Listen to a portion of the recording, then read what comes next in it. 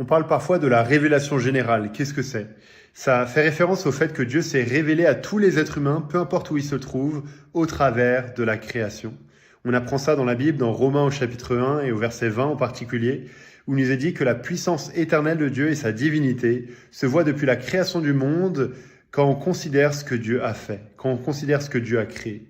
Autrement dit, quand tu regardes autour de toi, quand tu regardes les arbres, les animaux, le ciel, la terre, la planète, les montagnes, les créatures, l'être humain, quand tu regardes toutes ces choses, qu'est-ce que tu es amené à conclure? Tu devrais être amené à conclure qu'il y a un créateur. La création pointe vers le créateur. Ces choses ne se sont pas faites d'elles-mêmes, elles sont venues à l'existence parce que Dieu a voulu qu'elles existent. Et voilà comment Dieu s'est révélé à tous les êtres humains. C'est comme un livre que tout le monde peut lire d'une certaine manière, la création. En ouvrant les yeux, on devrait être amené à réaliser qu'il y a quelqu'un de plus grand que nous qui existe. Et on devrait être amené à lui rendre gloire. Voilà ce qu'est la révélation générale.